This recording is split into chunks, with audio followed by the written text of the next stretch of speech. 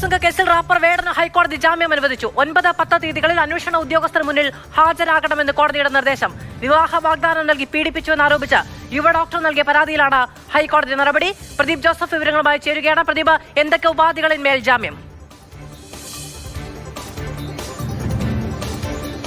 മധു, wrapper വേടനെന്ന Hirandas മുരളിക്കാണ് ഹൈക്കോടതി മുൻകൂർ ജാമ്യം അനുവദിച്ചിരിക്കുന്നത്. ബലാത്സംഗ കേസിൽ ആരോപിച്ച് പരാതി വന്നതോടുകൂടിയാണ് മുൻകൂർ ജാമ്യാപേക്ഷയുമായി റാപ്പർ വേടൻ ഹൈക്കോടതിയെ സമീപിച്ചത്.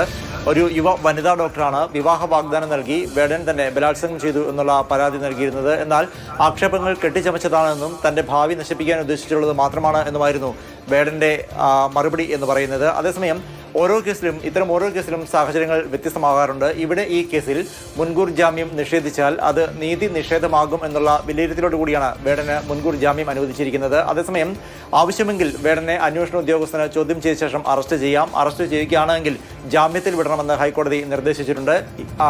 അടുത്ത മാസം 9-ാം തീയതിയും 10-ാം തീയതിയും ചോദ്യം ചെയ്യലിനായി അന്വേഷണ ഉദ്യോഗസ്ഥന് മുൻപാകെ ഹാജരാകാനും വേടനോട് ഹൈക്കോടതി നിർദ്ദേശിച്ചിട്ടുണ്ട്. നിലവിൽ 3 കേസുകളാണ് വേടനെതിരെ അന്വേഷണം നടന്നുകൊണ്ടിരിക്കുന്നത്. ഇതിൽ 2 പീഡന പരാതികളാണ്. ഒന്ന് ഇപ്പോൾ മുൻകൂർ ജാമ്യാപേക്ഷയുമായി എത്താൻ ഇടയാക്കിയ, അതായത് വനിതാ ഡോക്ടർ നൽകിയ പരാതി. മറ്റൊന്ന് ഒരു ഗവേഷണ വിദ്യാർത്ഥിനി നൽകിയ പരാതിയാണ്. ഏതാണ്ട് സമാനമായ പരാതി തന്നെയാണ് ഇത്. കൂടാതെ പുലി നഖം അല്ലെങ്കിൽ പുലിപ്പല്ല് ഉപയോഗിച്ചു എന്ന് കാണിച്ചുള്ള പരാതിയാണ് മറ്റൊരു പരാതി. അങ്ങനെ 3 പരാതികളിലാണ് നിലവിൽ വേടനെതിരെ അന്വേഷണം നടന്നുകൊണ്ടിരിക്കുന്നത്. ഇതിൽ ബലാത്സംഗ കേസിലാണ് മുൻകൂർ ജാമ്യം ലഭിച്ചിരിക്കുന്നത്.